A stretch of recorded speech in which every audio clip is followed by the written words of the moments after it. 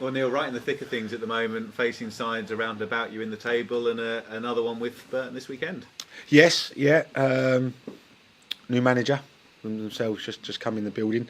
Went to see them at Derby last week and was very impressed with structure and set up and organisation and pushed Derby really close on the evening, and also had a fantastic result at the weekend. So we know it's going to be another tough challenge for this stage of the season. Because a lot of games are all morphing into one at the moment in the amount of football I'm watching, with obviously identifying players as well individually watching games. But a lot of games are very similar. Watched Bolton versus Cheltenham the other night, and again, Bolton, very good football team. But the game was very similar to our game at Exeter and the game against Fleetwood and so on, in the sense of yellow balls are out, windy conditions, pitches are really bobbly. A lot less football being played now than certainly before Christmas. Yeah, just a case of finding a way, really, isn't it? And the players largely have risen to that challenge.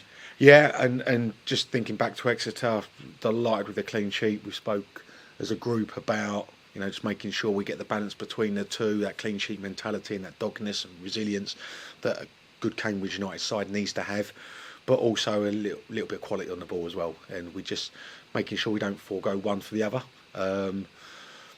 Just getting that balance is key, and we certainly, just think back to somewhere like Cheltenham, where we was really good with the ball but give a couple of poor goals away. Oxford, where it was excellent for an hour and should have been out of sight, but then give a couple of poor goals away towards the end. So just making sure we get the balance. But obviously really looking forward to the challenge against Burton. Yeah, and I suppose it is hard to get that balance spot on when you're new in through the door, and some of the new ideas. These things do all take a bit of time. Yeah, it does. Yeah, and I'm really realistic with that. I understand that and really support my players in when they get decisions wrong. I really, really want to be patient with them, because it is a fine balance even for experienced players. We know exactly what does the gaffer want. We don't want to make mistakes. At this stage of the season in big games, when the gaffer's saying we want a clean sheet mentality, right? We don't want to give poor goals away. So then it's just finding that little bit of risk and reward in our play. So again, that's why I'm quick to praise the performance and the result of the weekend. But being back at the Abbey is making sure we have a little bit more control to our play as well. Do you feel like you're almost on to phase 2 in that respect? In the middle of the season, you don't get that much time on the training ground, that much time necessarily to work with the players, so you set out a certain amount when you're new in through the door, but then 2 months in you can begin to move on to a second part of it? Yeah, I think the first part becomes trying to get your philosophy across and your ideas across, and trying to explain to the lads what you want from individual positions as well as collectively, in and out of possession. And then you get to the second phase, is sort of where we just sort of find ourselves at now, where at this stage of the season in particular,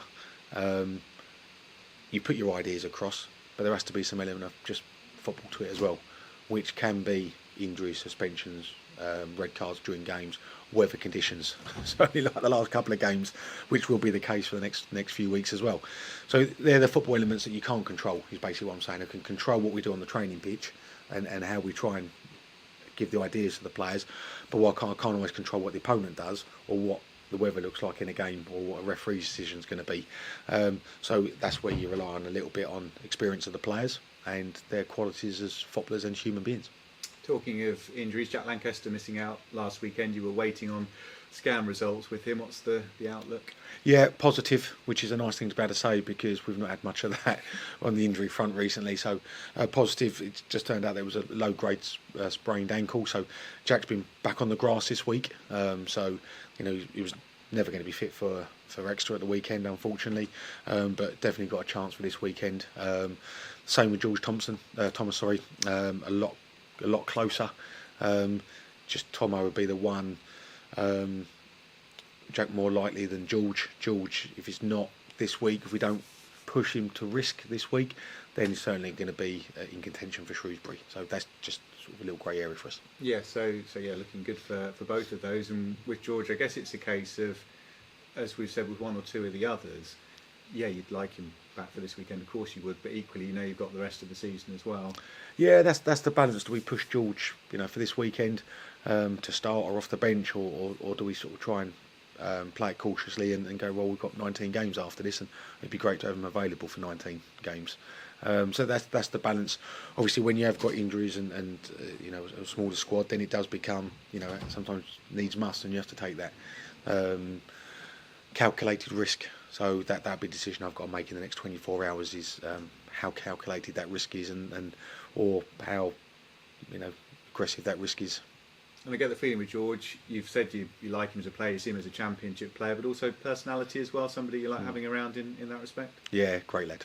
Great lad. I like personality and character, as you know, and thrive off it and like it on the training pitch, like it in the change room, like it in the training ground. And George has got plenty of personality and hunger and drive and passion and bite about his game and in his training standards, and I really like it. So having George Thomas available for every minute of every game would be vital for us moving forward. And overall, with the injury picture, is it therefore, aside from those two, largely the same? Yeah, it's just really positive news on Harrison Dunk as well. We played behind closed doors friendly on Tuesday. Luton come down to play us, and we had a game here which was excellent for our lads to be involved. So lads that needed top up of minutes, and Harrison got 45 minutes, which is a great story for us. Really pleased, because what another great character, great leader, good character. Somebody knows more about his football club than probably all of us put together. So great to have him back in the training group. So really pleased. So again, this weekend probably slightly too soon for Harrison, but that's once he gets through this week, there'll be 2 weeks on the training pitch. Played 45 minutes of football and getting a lot healthier. So strength in depth for the rest of the season really helps us. And the same with someone like Zeno Rossi, who played 80 minutes. Really pleased for him. He's not had a lot of football recently, not a lot of football this season. Another player I really look forward to working a lot closer with. And with the transfer window, I'm sure it's been a case of filling your car up the shops, wherever it might be, that you come across Hughes fans. People will be asking a week to go. How would you feel it's going at the moment with potential incomings? Yeah, fella caught me this morning at 6:30. Up the road. I thought I was going to be the first person up in Cambridge at that time. Yeah, fella caught me. Said, "Any more, Neil? We need another 2." I thought, yeah, we're close. Look, I said the other day we were close with a couple. We feel we're very close with a couple. No one in the building today. Will we be in the same scenario tomorrow as we was last week with Lyle? Hopefully we will. We'll have somebody in before training tomorrow. But again, I've not made any broken promises yet. I'm not going to start now. So we feel we're really close with 2. Can we get them before this weekend? It'd be lovely. If not, we'd certainly like to get at least two, if not more, done before next Thursday's deadline. Yes, there's actually a good chance that you were talking last week of it going down to the wire. That will probably still be the case. I'm sure things will be happening, but actually you could get a bulk of business or a couple done ahead of that final day. Yeah, so just for clarity, I'd like to sign 3 players between now and next Thursday. 2 we feel we're a lot closer with. Identified 2, made offers for 2. So hope for some positive news on them. Then we'll be down to 1. But it's January, anything could happen. Yeah, how long's a piece of string and all of that. And it's been, I think, an unusually quiet January across League One, across English football as a whole, really. Do you think, therefore, we'll get a really busy last week, or is it just a case of it's a window where we'll see less being done?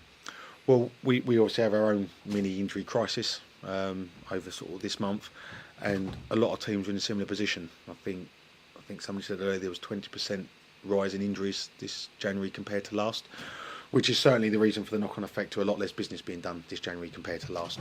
So I do expect a lot to happen after Saturday. I do expect to see a lot happen Monday, Tuesday, Wednesday, and even Thursday. So we'll be in that merry-go-round, I guess.